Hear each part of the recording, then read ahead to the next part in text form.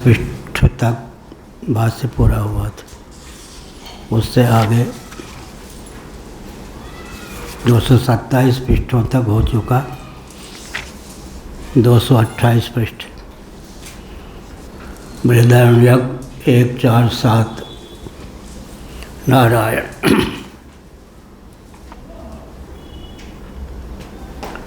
नारायणाखिल गुरो भगवन नमस्ते। उत्तर यही होता है कि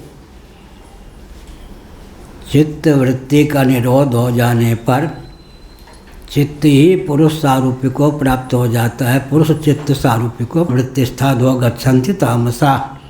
यह चित्त वृत्ति निरोधस्य मुक्ति हेतुत्वेपि माना कि चित्त वृत्ति का निरोध मुक्ति में हेतु है, लेकिन न विधेयत्वम विधिम बिना तत्सिद्ध है।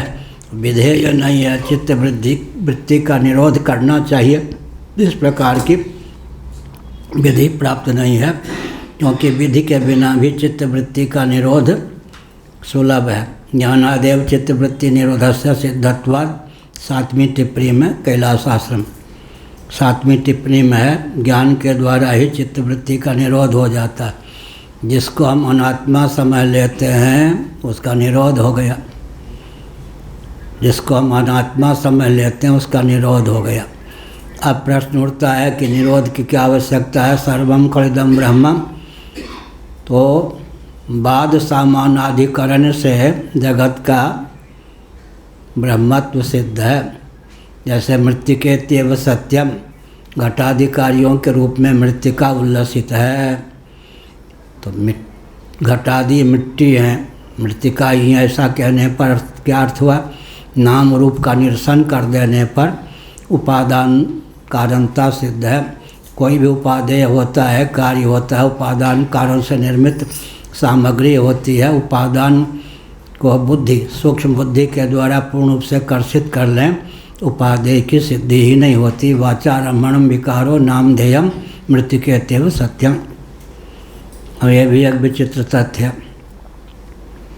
इस पर क्रमशः चलेंगे तो वाचारम्भणम विकारो नामधेयम मृत्तिकेत्येव सत्यम उपनिषदों के अनुसार घटादि क्या हैं, उपादान भूत। उपादान माने मूल मैटर। जैसे ये ताम्र पात्र है तो तांबे का नाम हो गया उपादान।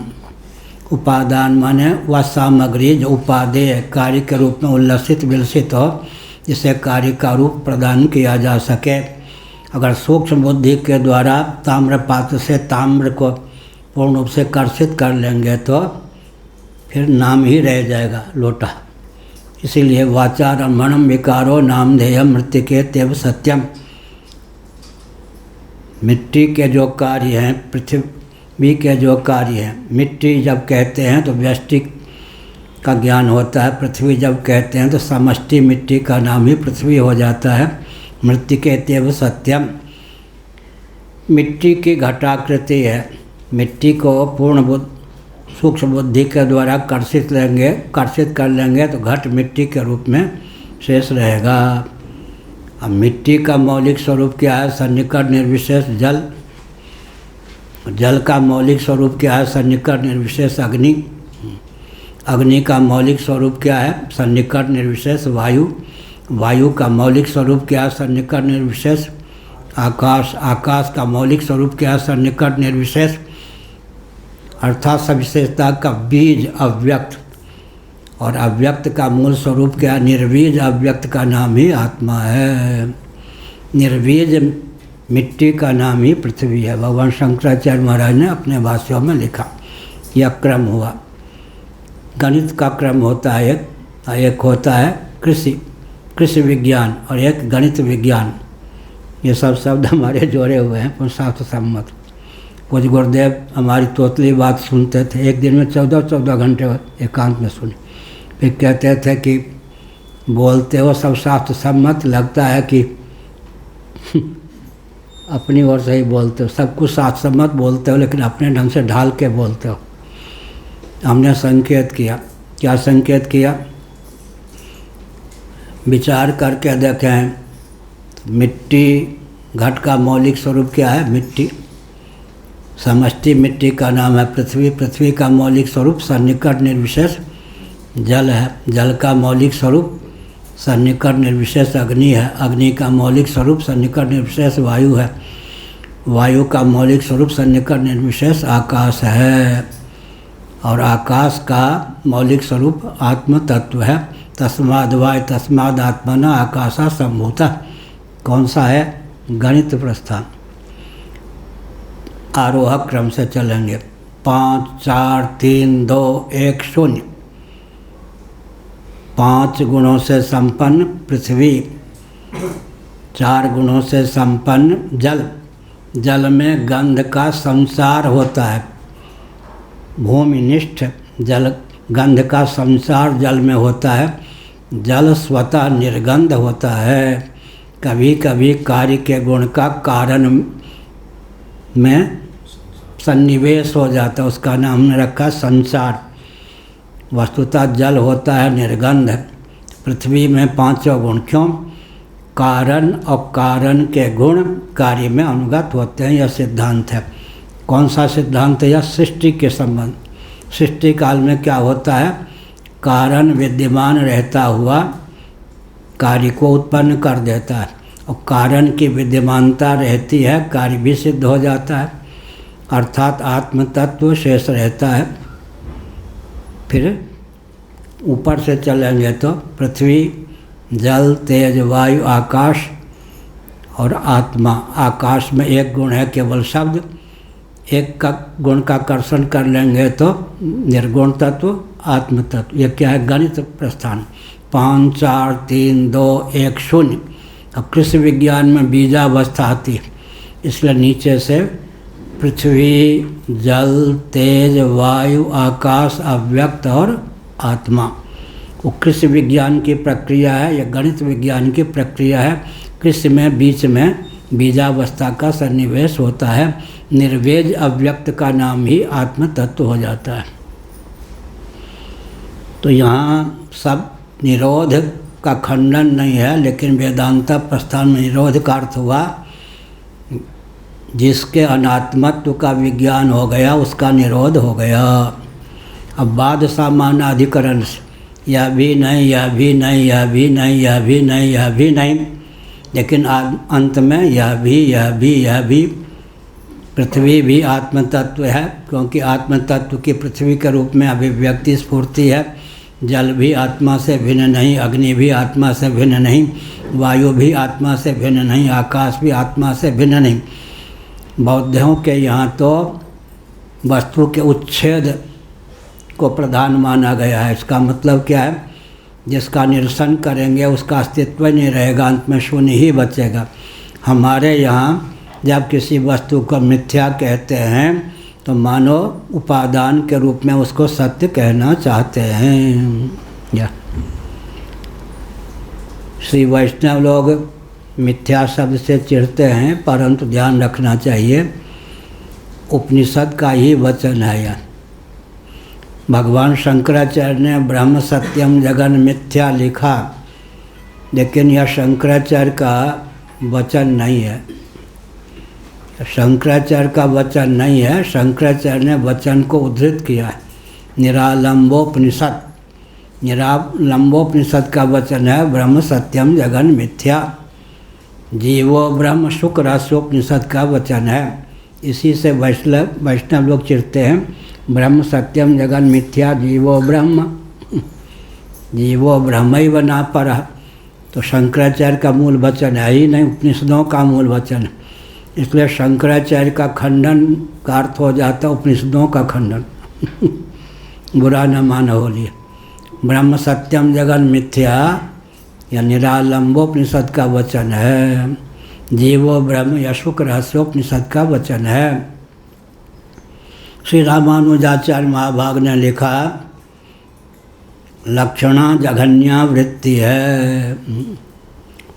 भागत त्याग लक्षणा से अगर जीव और ईश्वर में एकत्व सिद्ध करते हैं तो जैसे हिंदी में कहते जघन्य अपराध, ऐसे अपराध ही सिद्ध हुआ। इसलिए साक्षात तो जीवेश्वर में ऐक्य हो नहीं सकता। अगर आप लक्षणा के द्वारा ऐक्य करते हैं तो जघन्य अपराध ही करते हैं। लेकिन प्रश्न उठता है कि शुक्र रहस्योपनिषद में चारों वाक्यों का, शुक्र रहस्योपनिषद में चारों महावाक्यों का भागवत त्याग लक्षणा से ही अर्थ किया गया है, तो श्रौत सिद्धांत है। शंकराचार्य के किसी भाव का खंडन अंत में उपनिषदों का खंडन ही सिद्ध हो जाता है, श्रुति का खंडन ही सिद्ध हो जाता है, एक विशेष बात। शंकराचार्य के सिद्धांत को अगर आधुनिक ढंग से गणित की शैली में कहेंगे तो क्या कहेंगे? विकल्पना निरधिष्ठान नहीं होती, बाद असाक्षिक नहीं होता, नाश निरन्वय नहीं होता, उत्पत्ति असन्मूलक नहीं होती, अप्राप्त का प्रतिषेध नहीं होता, प्राप्त प्रयुक्त हुए बिना नहीं रहता। कौन खंडन करेगा इसका? विकल्पना निरधिष्ठान नहीं होती, समग्र भाष्य को पढ़ करके ये सब वाक्य तैयार किए गए। हेतु के बिना कार्य नहीं होता, आगे ये भी आएगा, आनंद गिरी जी बनाएंगे नियम। विकल्पना निरधिष्ठान नहीं होती, रस्सी है तब सर्प धारा माला भूषित दंड आदि की प्रतीति हो सकती है। विकल्पना निरधिष्ठान नहीं होती, बाद असाक्षिक नहीं होता, इस कमरे में कोई नहीं है, तुम तो जो कह रहा कोई नहीं है वो साक्षी तो है। अन्यों का निषेध हुआ, लेकिन जो कह रहा है इस कमरे में कोई नहीं है, कक्ष में कोई नहीं है, उसका निषेध थोड़े हुआ। बाद असाक्षिक नहीं होता, नाश निरन्वय नहीं होता, अंग्रेजी में क्या कहेंगे? Matter can neither be created nor destroyed, किसी भी पदार्थ की ऑल ऑफ सडन एकाएक आकस्मिक की उत्पत्ति नहीं होती, किसी भी पदार्थ का निरन्वय नाश नहीं होता। आधुनिक साइंस क्या कहता है? Matter can neither be created nor destroyed, किसी भी पदार्थ की आकस्मिक ऑल ऑफ सडन उत्पत्ति नहीं होती, किसी भी पदार्थ का निरन्वय नाश नहीं होता। लो, विज्ञान भी तो शंकराचार्य के वचनों का ही अनुगमन कर रहा है। Matter can neither be created nor destroyed, किसी भी पदार्थ की आकस्मिक उत्पत्ति नहीं होती, किसी भी पदार्थ का पूर्ण नाश नहीं होता। भोजन बनाते हैं, क्या होता है उस भोजन में? सॉलिड को लिक्विड, लिक्विड को गैस, यही ना। ठोस को द्रव, द्रव को गैस को क्या कहेंगे संस्कृत में? अनिल चुल्ली। अनल चुल्ली या अनिल चुल्ली गैस को कहेंगे संस्कृत में, हिंदी में। वर्षा विज्ञान ऊपर से नीचे, भोजन विज्ञान नीचे से ऊपर। क्या कहा ये बिल्कुल महात्मा? वर्षा का विज्ञान जो है गैस को लिक्विड, लिक्विड को सॉलिड, यही होगा। और भोजन विज्ञान सॉलिड को लिक्विड, लिक्विड को गैस, दोनों का ज्ञान हो गया। आरोह क्रम से क्या है? भोजन विज्ञान। अवरोह क्रम से क्या है? वर्षा का विज्ञान। भोजन बनाते हैं तो भोजन बनाने वाले को भले ही भोजन का विज्ञान ना मालूम, और जो भोजन बनाना नहीं जानता है वो वैज्ञानिक कहा जाएगा? कहा जाएगा। अब भोजन बनाने वाला बेचारा इतना कष्ट सहता है, भोजन बनाता, पेट भरता, उसको लोग वैज्ञानिक नहीं कहते, क्योंकि भोजन बनाने का रहस्य वो नहीं जानता। वो बिना भोजन बनाए भी रहस्य जान जाता है। सॉलिड को लिक्विड, लिक्विड को गैस का रूप देंगे ना, भोजन यही हुआ ना।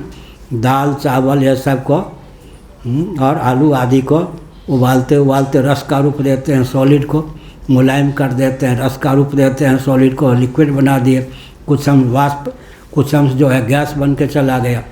सॉलिड को लिक्विड, लिक्विड को गैस का रूप दिया जाता है। वर्षा में उल्टा होता है, गैस जो है लिक्विड वर्षा के रूप में, और वर्षा जो है अन्न के रूप में। तो गैस का क्या हुआ? लिक्विड, लिक्विड का क्या हो गया? ठोस, सॉलिड। तो वर्षा विज्ञान क्या है? अवरोह क्रम, और भोजन विज्ञान आरोह क्रम, नीचे से ऊपर। भोजन विज्ञान, वर्षा विज्ञान ऊपर से नीचे। अभी ढंग से तो कम ही पाठ चलता है, लेकिन वैज्ञानिक ढंग से बोलने पर आधुनिक व्यक्ति भी प्रसन्न होते हैं, समाकृष्ट होते हैं, पंक्तियाँ खुल जाती। चित्तवृत्ति निरोधस्य मुक्ति हेतुत्वेपि, माना कि चित्तवृत्ति का निरोध मुक्ति में हेतु है। न विधेयत्वम, वो विधेय नहीं है। बिना विधेय के, विधि का विषय, विधि के विषय का नाम विधेय होता है। बिना विधि का विषय बनाए भी चित्तवृत्ति का निरोध वेदांत प्रस्थान को सुलभ है।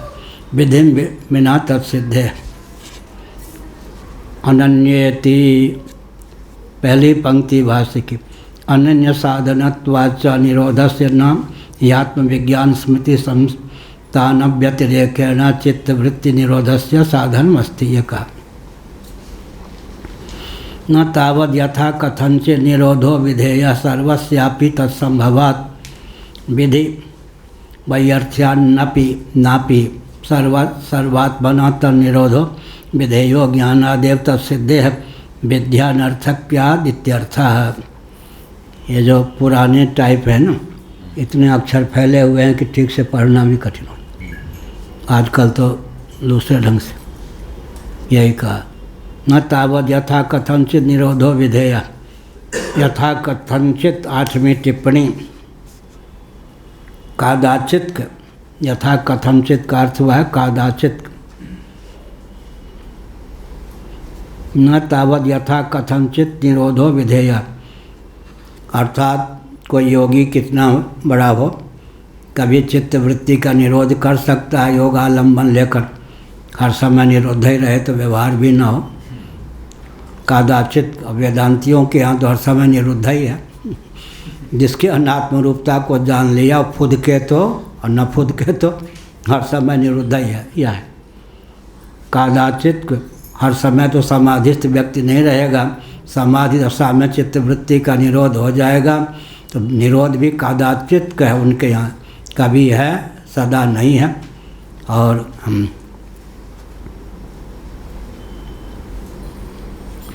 हमारे यहाँ तो सदा ही निरुद्ध है।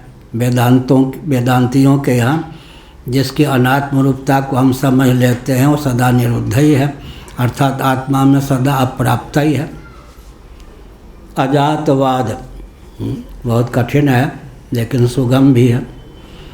सत से सत की उत्पत्ति, असत से सत की उत्पत्ति या असत की उत्पत्ति। उत्पत्ति किसकी होगी?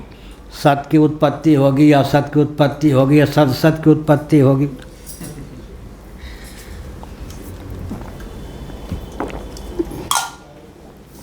प्रागेव विद्यमानत्वात्, सत की उत्पत्ति क्या होगी?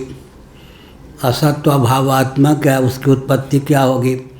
सद सत कोई तत्व ही नहीं सिद्ध होता, उसकी उत्पत्ति क्या होगी? सत से सत की, सत से असत की, सत से सद सत की, असत से सत की, असत से असत की, असत से सद सत की, सद सत से सत की, सद सत से असत की, सद सत से सद सत की। 9 ही उत्पत्ति के प्रकार बनते हैं। अजातवाद के अनुसार एक भी प्रकार नहीं बनता। फिर जगत तो दिख रहा है, दिखने का अपलाप नहीं कर सकते, इसलिए संगत लगानी पड़ती है। तात्विक धरातल पर तो उत्पत्ति के 9 प्रकार बनते हैं, एक प्रकार भी सिद्ध नहीं है।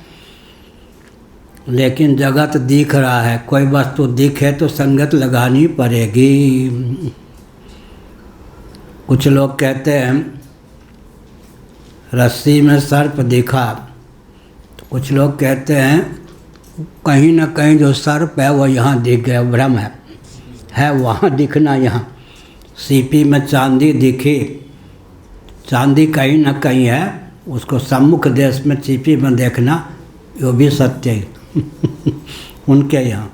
लेकिन यहाँ पर है कि रस्सी में सर्प दिखता है, दिखता है तो आपको अस्तित्व मानना ही पड़ेगा, इसलिए प्रातिभाषिकी सत्ता माननी पड़ेगी नहीं तो सामने कोई वस्तु है तो संगत लगानी पड़ेगी। ये है तो फिर परमार्थ सत्य है या प्रातिभाषिक सत्य है या व्यावहारिक सत्य है। सत्य के 3 भेद होते हैं, फिर 2 भेद होते हैं। जिनके यहाँ प्रातिभाषिकी और पारमार्थिकी 2 ही सत्ता है, उनके यहाँ सीपी में चांदी भी मिथ्या, सीपी में चांदी का विभ्रम होता है और सचमुच में चांदी भी मिथ्या लेकिन जिनके यहाँ 3 सत्ता है, सुक्ति रजत की प्रातिभाषिकी सत्ता है, रजत की व्यावहारिकी सत्ता है और आत्मा की पारमार्थिक सत्ता है। तावद यथा कथनचित निरोधो विधेय सर्वस्यापि तत्संभवात् विधिवैयर्थ्या नापि सर्वात्मनः तन्निरोधो विधेयो ज्ञानादेव तत्सिद्धे विद्यानर्थक्यात् इत्यर्थ। हमारे यहाँ निरोध के लिए विधि की अपेक्षा नहीं है, तत्व ज्ञान होने पर सबका बाध हो जाता है। अर्थात कुछ भी जिस रूप में प्रतीत हो रहा था कुछ भी शेष नहीं रहता, आत्मा के अतिरिक्त सबके मिथ्यात्व का निश्चय हो जाता है। बिना विधि के ही नान्या पंथा विद्यते ज्ञानादेव तु कैवल्यम या कैवल्यम इत्यादि शास्त्र अनुसरण नुपेत्यवादम त्यजति। नान्या पंथा विद्यते अयनाय, परमात्म तत्व को जानने के लिए और कोई पंथ मार्ग नहीं है। ज्ञानादेव तो कैवल्यम, ज्ञान से ही कैवल्य प्राप्त होगा, अन्य उपाय कैवल्य प्राप्ति का नहीं है। ज्ञानादेव तो कैवल्यम, बहुत विचित्र बात है। ज्ञान से ही जिसकी प्राप्ति हो जाती है, इसका मतलब नित्य ही प्राप्त है, पहले से प्राप्त है। उदाहरण क्या, विस्मित कंठाभरणवत, भागवत में विस्मित कंठाभरणवत। हम लोग बच्चे खेल रहे थे, भोलानाथ जहाँ व्याकरणाचार्य, उनके दरवाजे पर बच्चे खेल रहे थे, बगल में कुआं। एक नेपाल के कोई सज्जन, दूर के रिश्तेदार निकले, सभागाछी जा रहे थे, पैदल नेपाल से आए थे, सर पे गठरी। तो कहा बच्चों प्यास लगी है। फिर उन्होंने क्या किया, हम लोगों ने बाल्टी लाकर पानी भर के उनको पिलाया।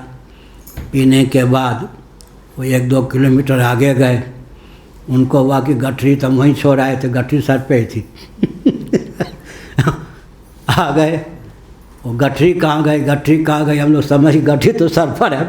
पंडित जी के, तुम्हारे माता पिता को शिकायत करेंगे, तुमने चोर तो नहीं हो, लेकिन हमको छकाने के लिए। हमने कहा नहीं, हमने लिया ही नहीं है, नहीं लिया है, शपथ खवा लीजिए, झूठ बोलते हो। बड़े परेशान रोने लगे, गठरी के बिना क्या करूँ। अंत में कहा पंडित जी सर पे क्या रखा है, गठरी तो सर पे ही थी। विस्मित कंठाभरणवत, इसी प्रकार से सर्वात्मना तन्निरोधो विधेयो ज्ञानादेव तो तत्सिद्धे है। ज्ञान से ही निरोध की सिद्धि हो जाती है, अर्थात आत्मातिरिक्तों के अस्तित्व का अपलाप ज्ञान से हो जाता है। ज्ञान से जिसका अपलाप हो गया उसका निरोध हो ही गया। यह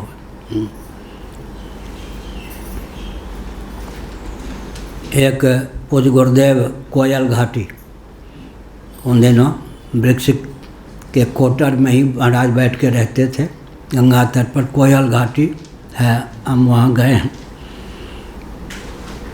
तो 1-2 व्यक्ति आते थे, लगता था शरीर से नर नारायण हो, वैसे लंबा सा।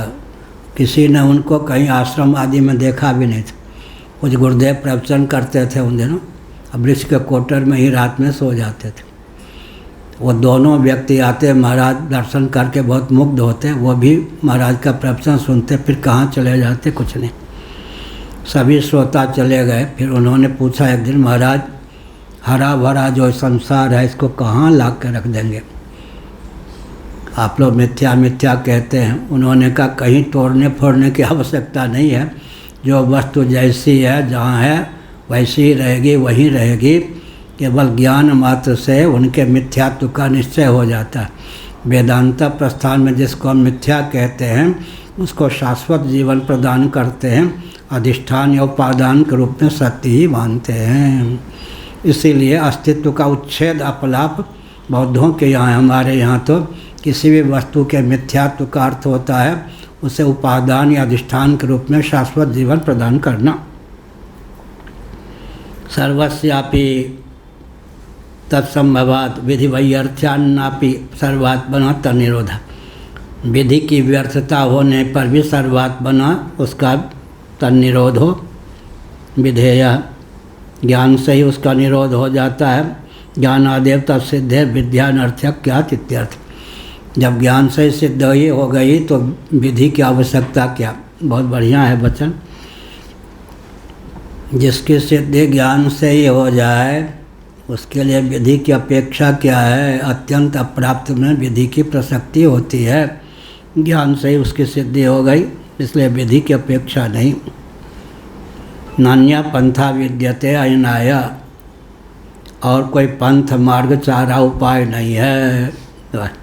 ज्ञानादेव तो कैवल्यम, ज्ञान मात्र से कैवल्य की प्राप्ति हो जाती है। अज्ञान मात्र से जिसकी अप्राप्ति हो, ज्ञान मात्र से उसकी प्राप्ति हो ही जाती है। विस्मृत कंठाभरणवत क्या नियम निकला। तो ये रमणित क्या है विस्मृत कंठाभरणवत। हाँ, फिर क्या हुआ। ज्ञान से ही जिसकी प्राप्ति हो जाती है, अज्ञान मात्र से उसकी अप्राप्ति मान्य होगी या नहीं। बैठिए। निरोधस्य मुक्ति हेतुत्वम इदमा परामृष्टम। निरोध जो है मुक्ति में हेतु है इदम के द्वारा। इदमा माने इदम के द्वारा उसका परामर्श करते हैं। योग शास्त्रमपि वृत्ति स्मृति, यही है ना, वृत्ति स्मृति विरोधे न प्रमाणम। ये क्या है। श्रुति स्मृति है। अच्छा, योग शास्त्रमपि यहाँ से आई। योग शास्त्रमपि श्रुति स्मृति विरोधे न प्रमाणम।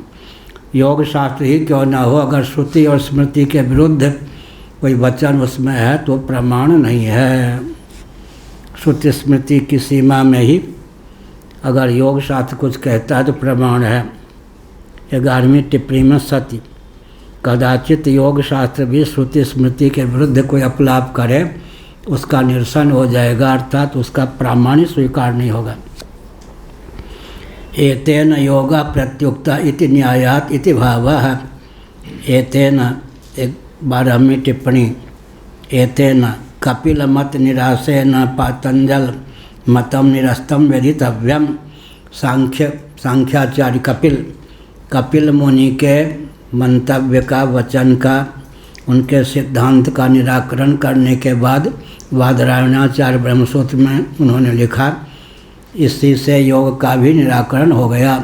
योग के निराकरण का अर्थ क्या होता है। अष्टांग योग का निराकरण वेदांतियों को अमान्य है, क्योंकि अष्टांग योग उपनिषद से सिद्ध है। केवल पदार्थ निर्णय जो है सांख्यों का, योगियों का, वही निराकरण करने योग्य है। अष्टांग योग का निराकरण वेदांतियों को अभीष्ट नहीं, क्योंकि औपनिषद सिद्धांत। पदार्थ निर्णय में योग दर्शन क्या करता है, 26वें तत्व के रूप में ईश्वर को स्वीकार करता है, पुरुष विशेष। बाकी सारी सामग्री सांख्यों की है। योग दर्शन 26वें तत्व के रूप में पुरुष विशेष ईश्वर की स्वीकृति के अतिरिक्त सब कुछ सांख्यों का निरसन हो जाने पर योगियों के मत का पदार्थ विज्ञान को लेकर निरसन हो ही जाता है। लेकिन अष्टांग योग निरसन करने योग्य नहीं है। क्यों नहीं है, क्योंकि यम, नियम, आसन, प्राणायाम, प्रत्याहार, धारणा, ध्यान, समाधि, ये तो योग सिद्धांत वेदांत सम्मत। यम का क्या उपयोग होगा। सो गए नहीं, पुस्तक नहीं है ना, इसलिए सो ही जाओगे। क्या कहा, यम क्या होता है। शौच, क्या है, अहिंसा, सत्य, अस्तेय, ब्रह्मचर्य या परिग्रह। एक एक कर्मेंद्रिय को संयत रखने के लिए 5 यम। ऐसा चलें कि हिंसा न हो। साधु चलें पैया पैया, चीटी चीटा बचाए के। एक मजदूर लोग गाते थे कहाँ हिंसा। अहिंसा, सत्य, वाणी की दृष्टि से एक एक कर्मेंद्रिय पर संयम करने के लिए एक एक यम है। अहिंसा, सत्य, अस्तेय, ब्रह्मचर्य या परिग्रह।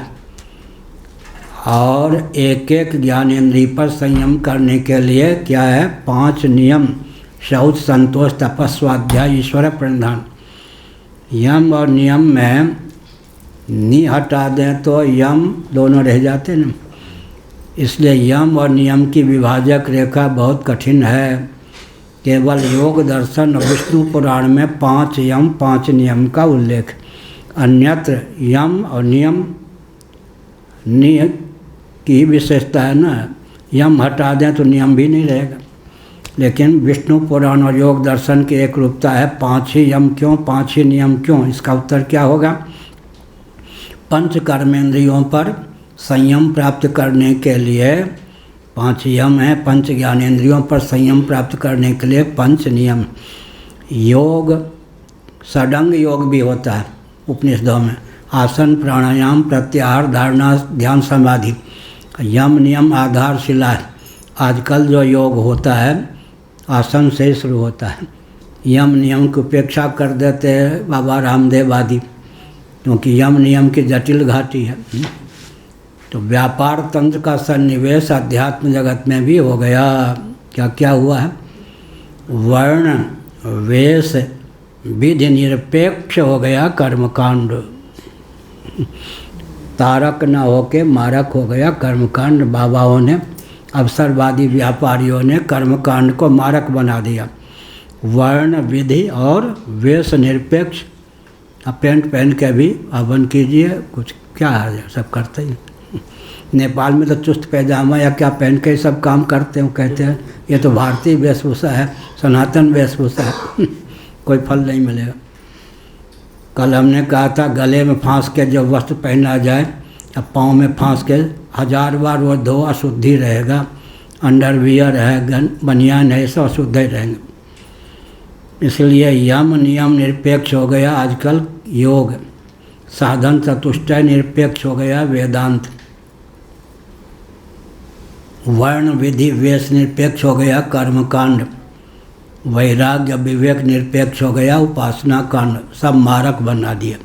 व्यापारियों ने अपना तो लाभ देखा, लेकिन अंत में सबको मार दिया। कर्मकांड, उपासना कांड, ज्ञान कांड, योग सब मारक बन गए। तारक सामग्रियों को भी दिशाहीन व्यापारियों ने मारक बना दिया। योग शास्त्र में भी श्रुति स्मृति विरोधे न प्रमाणम। योग क्यों न हो, अगर श्रुति स्मृति के विरुद्ध है तो उसका प्रामाण्य नहीं है। जितने अंशों में श्रुति स्मृति सम्मत है उतने अंशों में उसका प्रामाण्य। एतेन योगा प्रत्युक्ता इति न्यायात इति भावा। 12वीं 13वीं टिप्पणी में इन्होंने कहा सत्य एतेन इति कपिल मत निराशेन। सांख्यों के मत का निरसन कर देने पर पातंजल मत का भी निरसन हो ही गया। और ब्रह्मसूत्र 2.1.3 में इस तथ्य को उद्भाषित किया गया है। या न्यायात ब्रह्मसूत्र के वचन के अनुसार वेदांतेषु विधेया भावोक्त्या विधिर्निरस्तः संप्रत्यंशत्रयवती भावना ते स्वस्ति इत्युक्तम दूषयति कम किम केन कथम। यही 3 है ना, त्रयवती भावना, 3 प्रकार की भावना। 3 प्रश्न हुए भाष्य में, दूसरे पैरा में अंतिम चरण में। किम केन कथम, किम केन कथम, किम भावयत केन कथम। 3 प्रश्न, 3 गुरुओं का कर्तव्य है किम केन कथम। तीनों का बता के उत्तर दें तो बात जमती है। किम क्या करे, उसके बाद है केन किस प्रकार करे, केन किसके द्वारा करे, कथम किस प्रकार करे। केन किम, किम केन कथम। किम क्या करे, किसके द्वारा करे, किस प्रकार करे। यह वही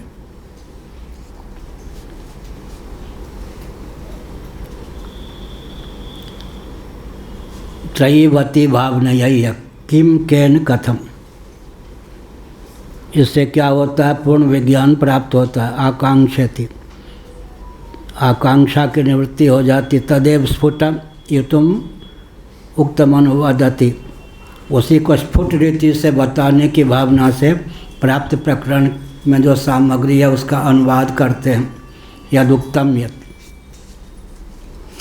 आगमावष्टम्भेन निराचष्टे। अवष्टम्भ, अवष्टम्भ माने अनुरोध, आगम के अनुरोध से निराकरण करते हैं। आगमावष्टम्भेन निराचष्टे, आगम के अवष्टम्भ, अवष्टम्भ का अर्थ यहाँ हो गया निरोध।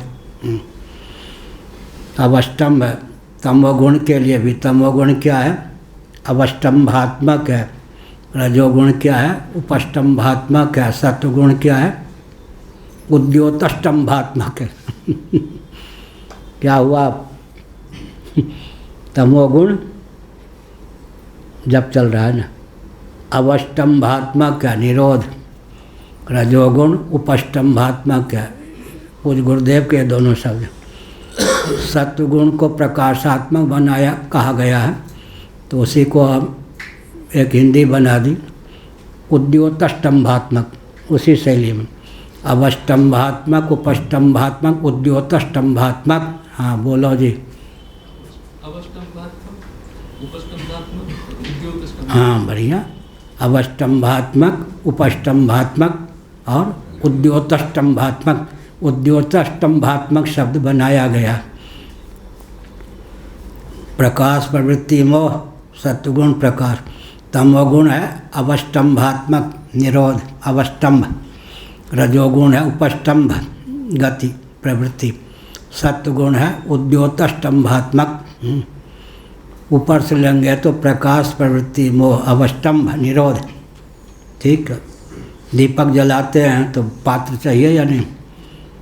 अब बीच में तेल घृत, फिर बत्ती चाहिए, फिर लौ चाहिए। ऐसे तमोगुण की भी आवश्यकता है। पात्र तमोगुण, उसमें जो तेल या घृत है। रजोगुण स्निग्धता द्रवता है।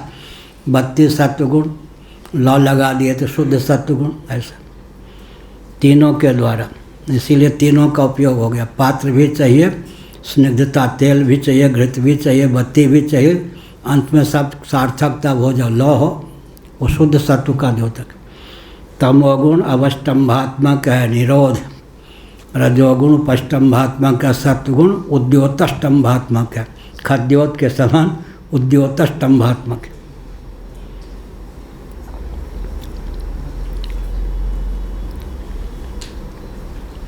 नीचे पृथ्वी, पृथ्वी को अचला क्यों कहा?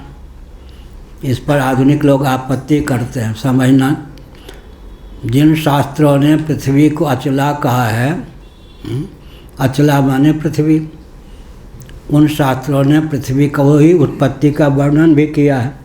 तो दोनों को मिला के अर्थ करना चाहिए ना।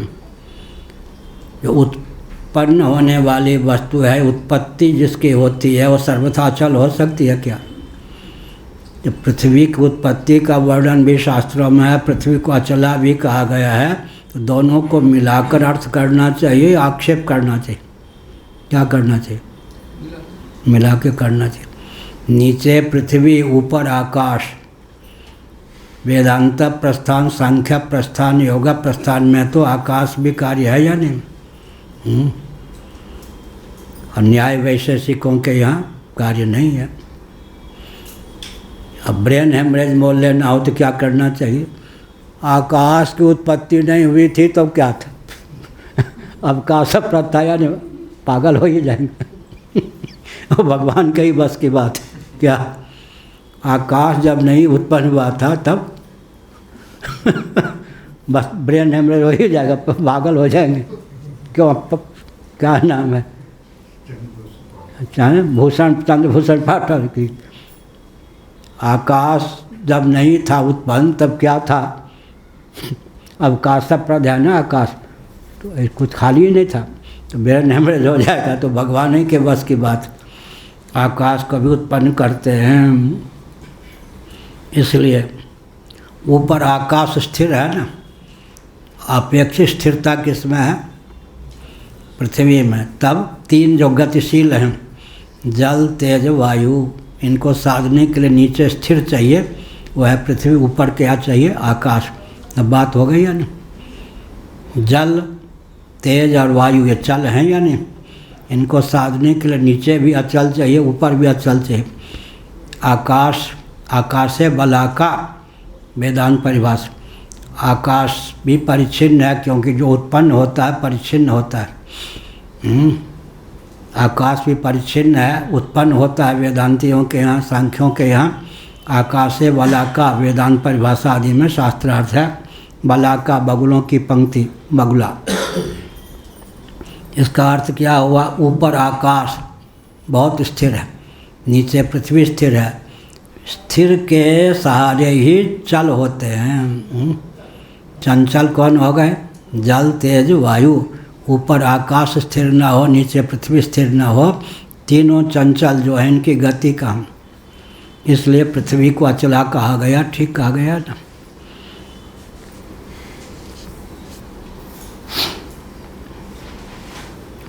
हाँ, तदेव स्फुटयितुम उक्त आगमावष्टम्भे न निराचष्टे। आगम के अवष्टम्भ से, अवष्टम्भ माने यहाँ पर अनुरोध से, निराचष्टे शंका का समाधान करते हैं।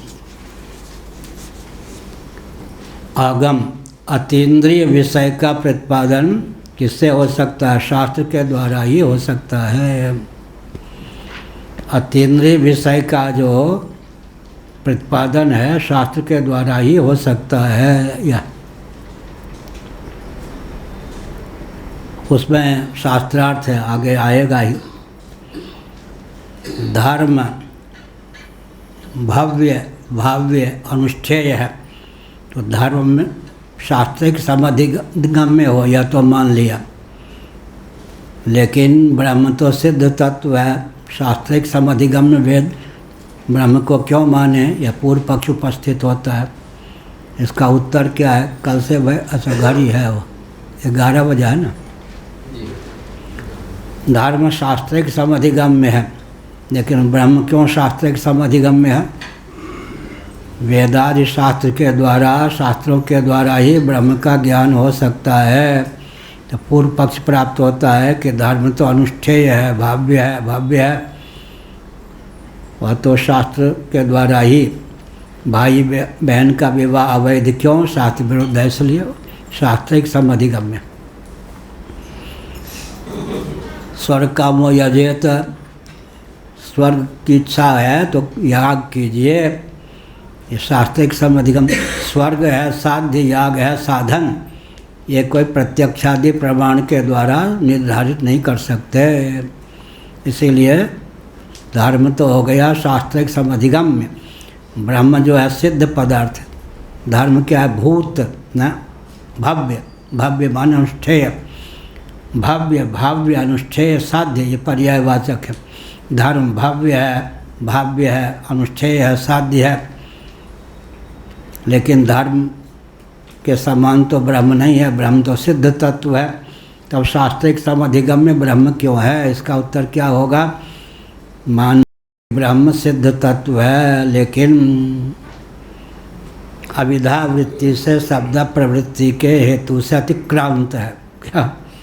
अविधा वृत्ति से शब्द प्रवृत्ति से अतिक्रांत होने के कारण सिद्ध होने पर भी ब्रह्म शास्त्रिक समधिगम्य हो जाता है। शब्द की गति, शब्दों की गति साक्षात कैसे, किन को लेकर होती है? जाति को लेकर, गुण को लेकर, क्रिया को लेकर, संबंध को लेकर, रूढ़ि को लेकर। कहाँ लिखा है? सुरेश्वराचार्य महाभाग ने तैत्तिरीय उपनिषद भाष्य के वार्तिक में लिखा है। सिद्धरथ स्वामी जी ने वेदस्तुति के भाष्य में शंकराचार्य के वचन को भी उद्धृत किया है। तो शब्दों की प्रवृत्ति किसको लेकर होगी? जाति को लेकर, गुण को लेकर, क्रिया को लेकर, संबंध को लेकर, रूढ़ि को लेकर। जाति, गुण, कर्म, संबंध, रूढ़ि। रूढ़ि माने डित्थ, डवित्थ, काष्ठमय हाथी, काष्ठमय मृग। रूढ़ि को लेकर, रूढ़ि माने रूढ़ार्थ कहीं प्रबल होता है, कहीं यौगिक अर्थ प्रबल होता है। गाय की व्युत्पत्ति क्या करें? गच्छति, लेकिन बैठी हुई लेटी हुई गाय में भी लक्षण नहीं जाएगा, वहाँ रूढ़ार्थ होगा। चलती हो तो गाय गाय है। गलकम्बल, ककुद, लरली, गलकम्बल ये लाडली। ककुत कुंवर से युक्त पशु विशेष, पूज्य पशु विशेष का नाम है गोवंश गाय।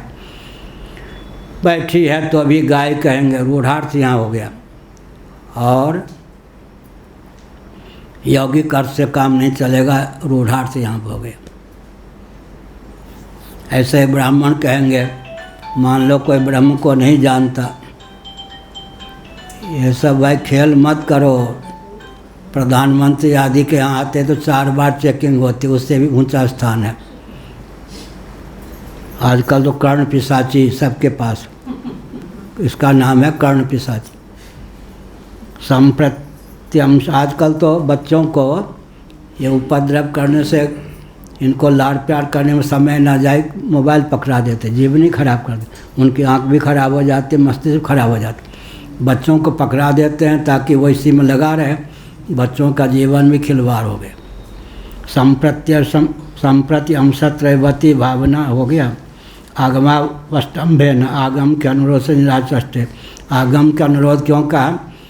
क्योंकि ब्रह्म और धर्म में आगम ही प्रमाण है। माना कि ब्रह्म तत्व सिद्ध है, लेकिन जाति गुण क्रिया संबंध रूढ़ि से अतिक्रांत है।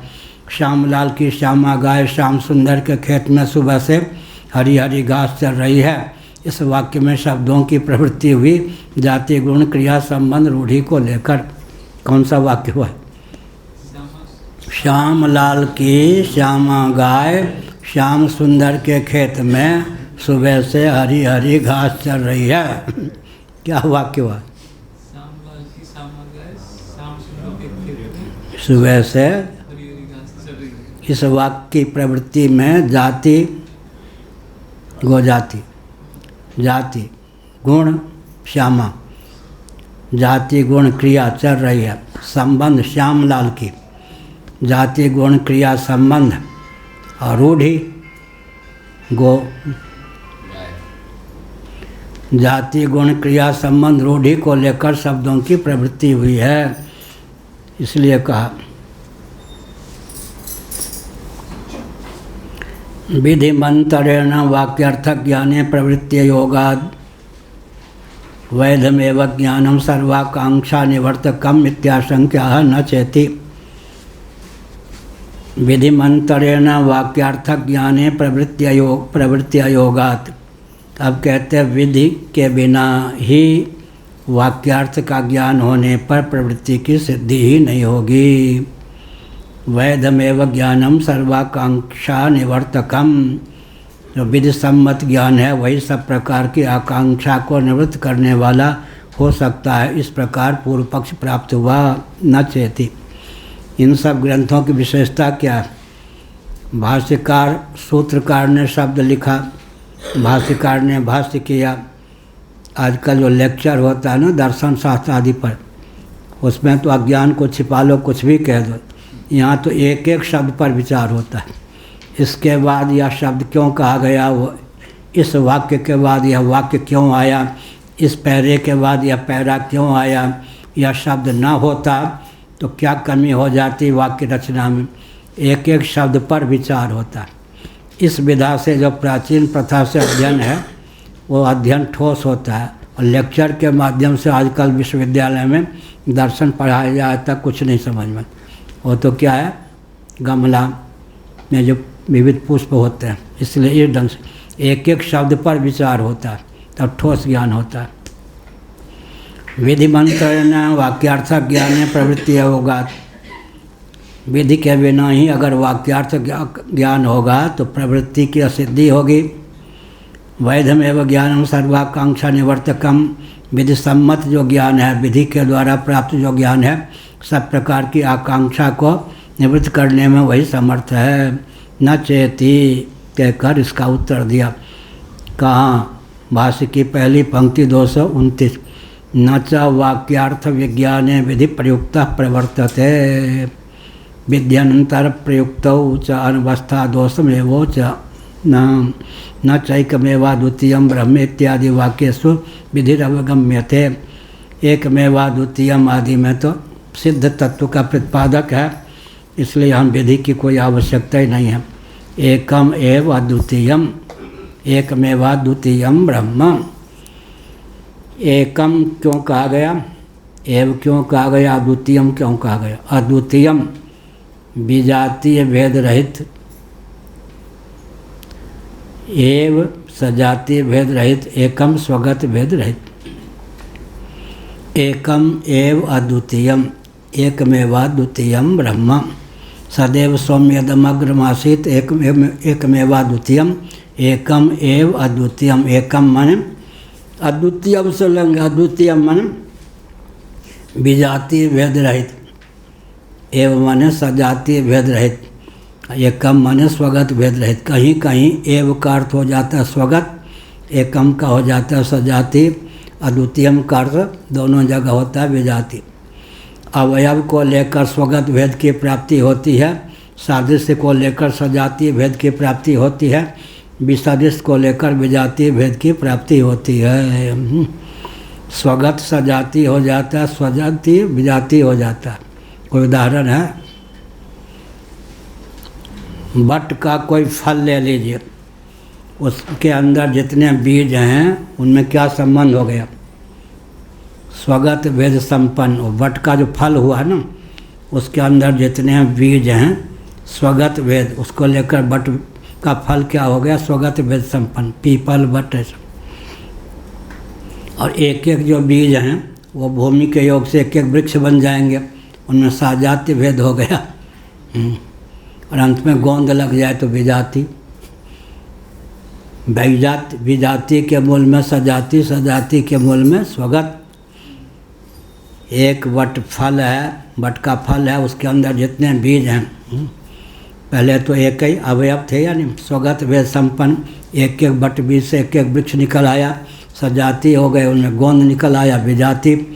विजाति सजाति के मूल में स्वगत भेद ही काम करता है। ये भी चिंतन के द्वारा प्राप्त ज्ञान है, लिखा नहीं है कहीं, शास्त्र विरुद्ध नहीं है, लेकिन चिंतन के द्वारा प्राप्त है। विजाति के मूल में कौन, सजाति के मूल में स्वगत, स्वगत से सजाति और फिर अंत में विजाति। नंद जी और वसुदेव जी के पूर्वज एक ही थे ना, फिर बाद में विजाति क्यों हो गए। नंद बाबा के पूर्वज जो है वैश्य की बेटी से शादी कर ली, आगे वंश वैश्यों का हो गया। वसुदेव जी के विवाह की प्रथा बनी रही तो क्षत्रिय रह गए। मूल में दोनों के पूर्वज एक है, लेकिन एक वंश हो गया वैश्यों का, एक वंश हो गया क्षत्रियों का रह गया। ये हुआ या नहीं। तो विजाति के मूल में सजाति, सजाति के मूल में स्वगत।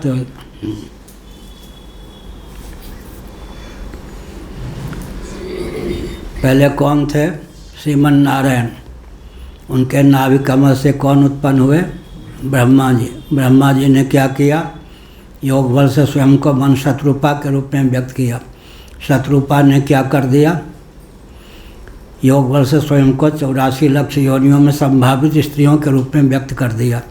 मनु जी ने क्या किया, योग बल से स्वयं को 84 लाख योनियों में संभावित पुरुषों के रूप में व्यक्त कर दिया।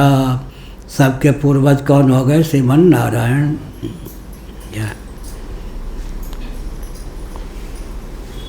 पूर्वज भी हैं, पूर्व भी हैं। विधि मंत्रण वाक्यार्थक ज्ञाने प्रवृत्ति अयोग वैधमेव ज्ञानम सर्वाकांक्षा निवर्तकम। विधि सम्मत ज्ञान ही सब प्रकार की आकांक्षा करने में हेतु है। न चेती कहकर इसका उत्तर दिया, न च वाक्यार्थ विज्ञाने विधि प्रयुक्त प्रवर्तते। वाक्यार्थ के ज्ञान में विधि की प्रवृत्ति की अपेक्षा नहीं, दूसरी टिप्पणी की है अधिकारी यह। अथापि स्याद् यथा सोरोदित यत् यदरोदित तद्रुद्रस्य रुद्रत्वम् इत्येवम् आदौ वस्तु स्वरूपान्वाख्यान मात्रत्वात् अप्रामाण्यमेवं आत्मार्थक वाक्यानामपि इति चेन्न विशेषात् न वाक्यस्य वस्तुन्वाख्यानं क्रियान्वाख्यानं वा।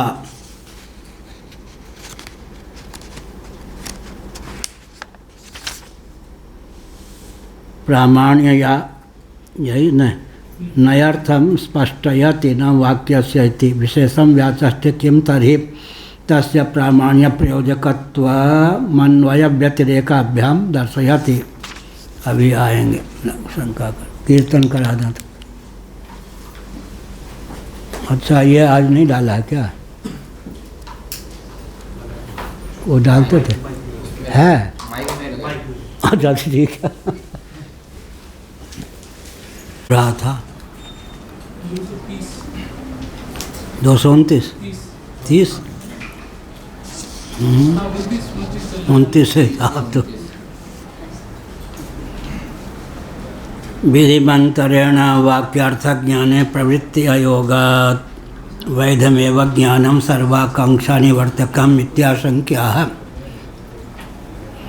विधि के बिना जब वाक्यार्थ ज्ञान होता है उस वाक्यार्थ ज्ञान से प्रवृत्ति की सिद्धि नहीं होती, इसलिए विधि सम्मत ज्ञान से आकांक्षा की निवृत्ति होती है, तब जाकर व्यवहार में प्रवृत्ति संभव है। न चेति न च वाक्यार्थ विज्ञान विधि प्रयुक्त प्रवर्तते विध्यंतर प्रयुक्तौ च अनवस्था दोषमवोचाम न चैकमेव द्वितीयं ब्रह्म इत्यादि वाक्येषु विधि अवगम्यते आत्मस्वरूपान्वाख्यानेनैव अवसितत्वात् एकमेव द्वितीयम् एकम। अब नैयायिकों के यहाँ अगर एक कह देंगे तो जातिवादक होता है। घट अनेक हैं तो घटत तो जाति है नैयायिकों के यहाँ, और ये वेदांत प्रस्थान में थोड़ा अंतर हो जाता है। एक जो है नैयायिकों के यहाँ 6 जातिवादक हैं, उनमें से एक भी कोई वस्तु स्वरूप से एक है तो जातिवादक है। उदाहरण क्या लेंगे? घट अनेक हैं तो घटत्व जाति है, आकाश एक है तो आकाशत्व धर्म है न कि जाति। क्या कहा है? रमणेति। इनको कहते कुकरेती तो हम कहते रमणेति। इनके नाम के आगे लगता है। उत्तराखंड के ब्राह्मण बहुत ऊंचे होते, कुकरेती तो हम कहते रमणेति। क्या नाम है? विमल कुकरेती। विमल कुकरेती। अच्छा आगे भूल गए? अच्छा बैठ। अभी क्या कहा था? अभी कहा था कि अनेकत्व जो है वो जाति का आधायक है। एक हुआ तो जाति बाधक हो गया। आकाश एक है तो आकाशत्व जाति ने, घट अनेक है तो घटत्व जाति है। अब आकाशत्व को जाति सिद्ध करना हो तो क्या करेंगे?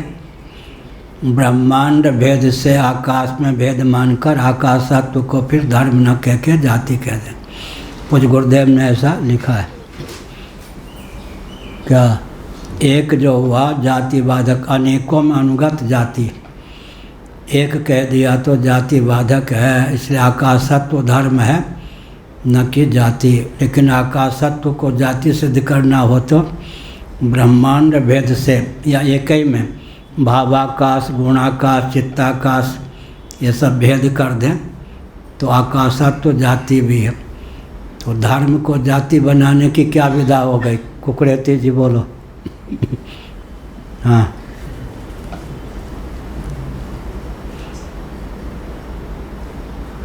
अभी सुन के धीरे धीरे, बहुत कठिन काम है। ये बताएं भृगु जी।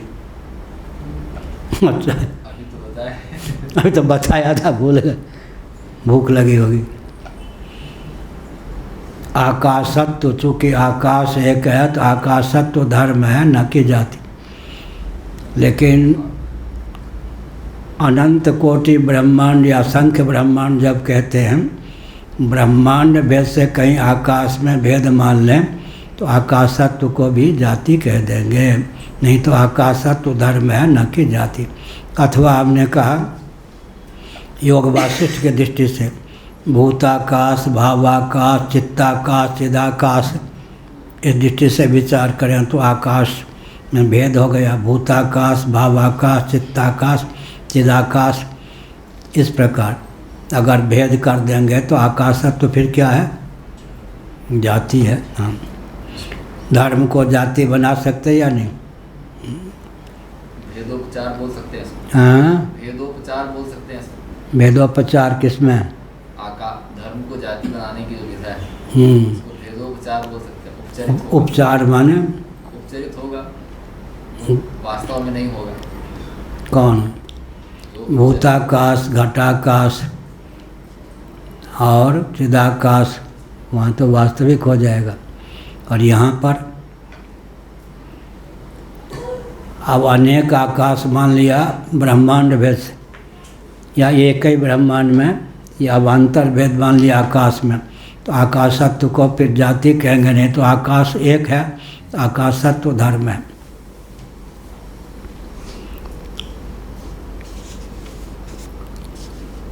वे एक जगह कहीं सभा थी, वहाँ रामनेशाचार्य जी थे, मैं था। जो सिमर द्वारका पीठ के शंकराचार्य आए, वो मूर्त कह बोल के उनको कहीं जाना था, चले गए। तो श्री विद्या की दीक्षा रामनेशाचार्य जी ने उन्हीं से ली थी, द्वारका वाले महाराज। अब वो कैसे उनको रहा जाए? उनके चलने के बाद खंडन किया मूर्त। तो वायु तत्व को लेकर अब वो खंडन कर दिया। हम मुस्कुरा रहे थे। स्वरूपा मैंने ठीक कहा था, ये भी ठीक कह रहे थे। प्रस्थान भेद का अंतर हुआ। रूप युक्त को जब मूर्त कहेंगे तो पृथ्वी, जल, तेज के अतिरिक्त वायु, आकाश अमूर्त हो गए या नहीं? और क्रियायुक्त को जब कहेंगे मूर्त तो वायु में अमूर्तत्व का लक्षण जाएगा या मूर्तत्व का?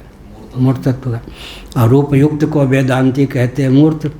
उन्होंने वेदांत की दृष्टि से कहा था, इनको न्याय का संस्कार था, उनके वचन का खंडन कर दिया उनकी अनुपस्थिति में। हम मुस्कुरा रहे थे, बताओ। इसलिए खंडन के समय ये भी समझना चाहिए किस दर्शन के आधार पर किस वक्ता ने क्या बोला। अगर वेदांत के अनुसार, छांदों के अनुसार विचार करेंगे तो रूप युक्त का नाम है मूर्त, तो वायु को हम अमूर्त कहेंगे।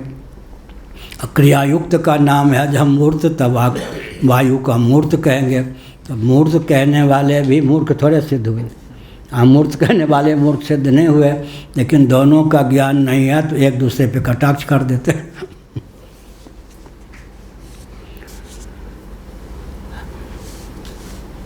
विधि मंत्रेण वाक्यार्थ ज्ञाने प्रवृत्ति अयोगात् वैधमेव ज्ञानम सर्वाकांक्षा निवर्तकम इत्याशंक्या।